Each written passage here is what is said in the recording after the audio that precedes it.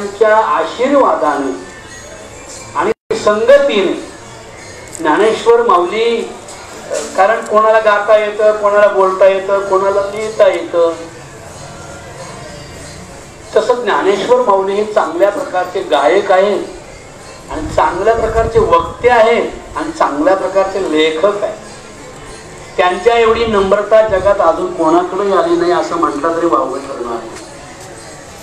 साज आणि मवाळ, बिंदुले आणि रसाळ शब्द जैसे कल्लोळ अमृताचे. कीर्तनाची भाषा अर्वाच्य नसावी, कीर्तनामध्ये व्यंग नसावं, कीर्तनामध्ये जनतेला मोठं समजून बोलावं. प्रभू तुम्ही महेशांची मूर्ती, मी तव दुबळा आरती तसे भक्ती. वेड्याला बुद्धी, शाण्याला सिद्धी ज्याच्यामुळे येते त्याला श्रोता असे म्हणतात. पागल माणसाला सुद्धा चांगलं बोलता येतं ज्यांच्यामुळे. म्हणून मी नेहमी कीर्तनात सांगतो की तुमच्या डोळ्यात कीर्तन लिहिले पोरांनो. तुम्हाला पुढे का बोलवलं? हे पण आहेत की पुढे. तुम्हाला का बोलवलं? तर आजच्या पिढीचं, आजच्या काळाचं, आजच्या स्थितीचं कीर्तन तुमच्या डोळ्यात लिहिलंय आणि ते मला वाचता येतंय म्हणून मला कीर्तनकार म्हणतात.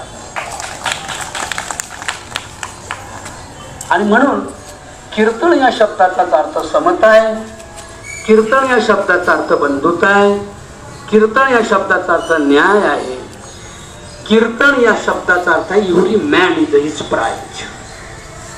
एका वेळेला सर्वांना समानता आणि समता देणारा विचार ज्या प्रबोधनीय भाषणातून 13व्या शतकात श्री ज्ञानेश्वर माऊलींच्या आणि नामदेव महाराजांच्या, जनाबाईंच्या उपक्रमातून पंढरीच्या वाळवंटात निर्माण झाला, त्याला संतांनी कीर्तन असं नाव दिलं. टाळे वाजवा. त्या कीर्तनाला पूर्वी धार्मिक कामामध्ये बाईला प्रवेश नव्हता. बाईला कुठल्याही प्रकारचं उच्च स्थान नव्हतं. बाई शब्द कळतो ना तुम्हाला? Your ladies.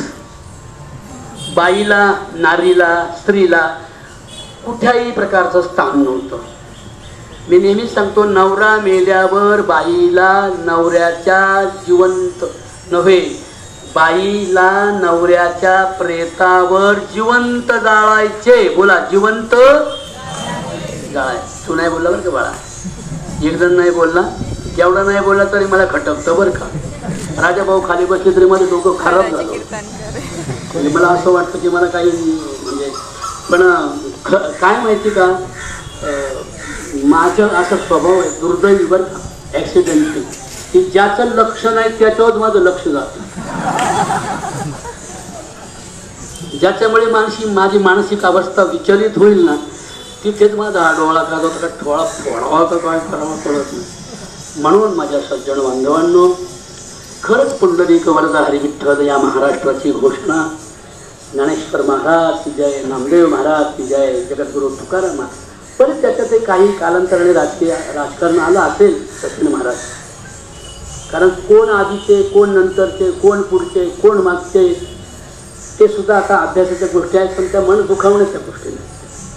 जसं आलं, जसं राजाभाऊ म्हणाले की जसं मागून आले तसं वाईट नाही ते म्हणून चालवायचं, वाईट असेल तर सोडायचं.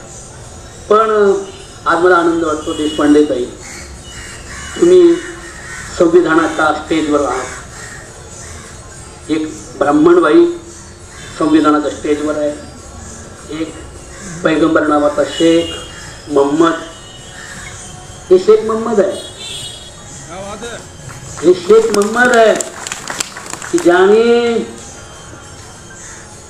हजारो बकर कापणाऱ्या ईदच्या दिवशी बकरांचा बळी द्यायचा असेल तर ती तुमची सगळी बकर विका आणि त्याचे पैसे संस्थेत त्यांनी एकत्र करून नुसत्या मुसलमानांच्या पोरांना नव्हे, जे आर्थिकदृष्ट्या आणलेले आहेत, अशा आर्थिकदृष्ट्या अडचणीत असलेल्या पोरापोरींच्या शिक्षणाला त्यांनी ईदच्या बळीचे पैसे दिले. म्हणून मी त्यांना शेख मोहम्मद असं म्हणतो.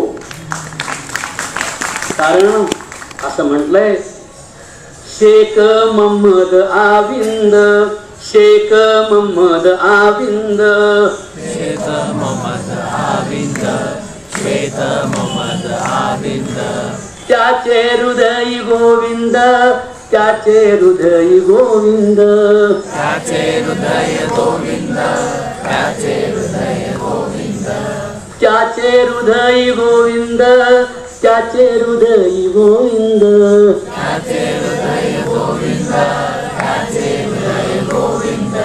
आणि म्हणून तुकाराम महाराजांचे 4000 अभंग आहेत. किती अभंग आहेत बोला? 4000 अभंगामध्ये काही घुसखोरी झाल्यासारखे वाटतात, ते सोडले तर समतेचे, न्यायाचे आणि बंधुत्वाचे अभंग म्हणजे जगद्गुरु तुकाराम महाराज. ब्राह्मण क्षत्रिय वैश्य शूद्र,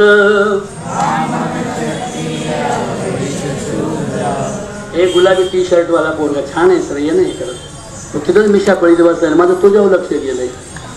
हे तुम्ही 2-4 पोरं या रे, या इथं पुढे, ए वर्ष या इकडं, गाता येतं ते या, खाता येतं ते या, ऐकणं सुद्धा. आणि दर्जेदार ऐकणारा दर्जेदार पाहिजे ना रे.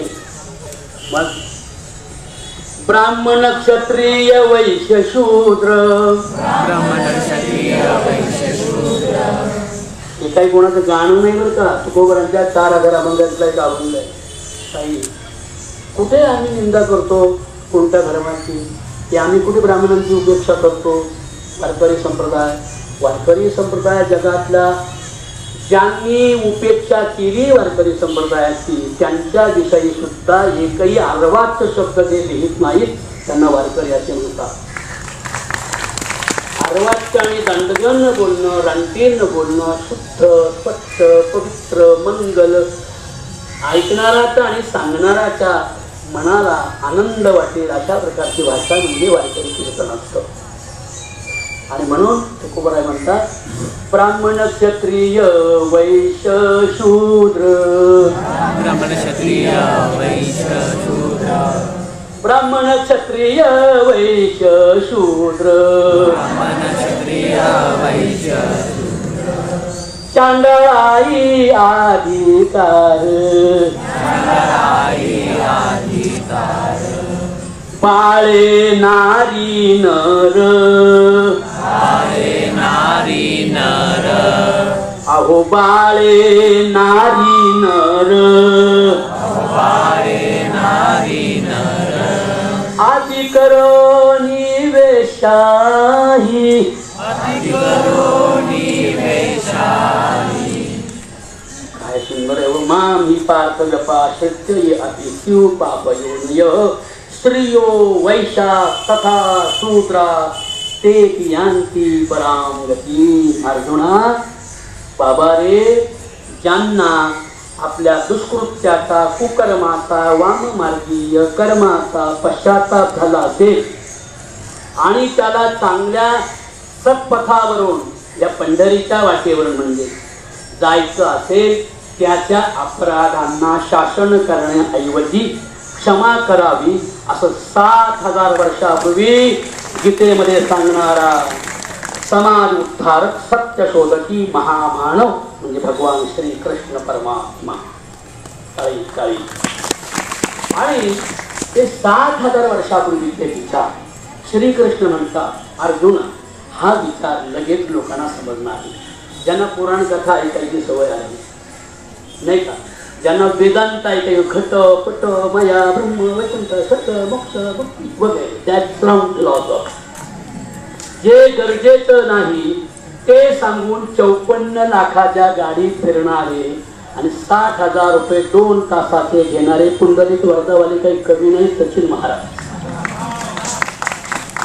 तुमच्यासारखे, राजाभाऊ सारखे गोरगरिबात फिरणारे आणि खऱ्या अर्थानं समतेनं आणि न्यायानं वागणारे, तुमच्याबरोबर काही दिवस फिरणारे कीर्तनकार आता कुठे कुठे गेले तुम्हाला कळत असेल.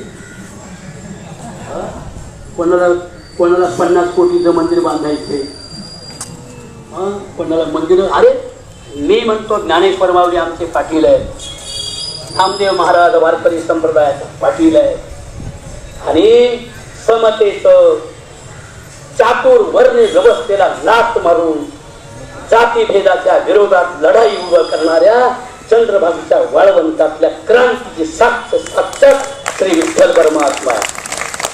शौर्यवरचे हात धैर्य शिकवतात, समतेचे डोळे समता शिकवतात आणि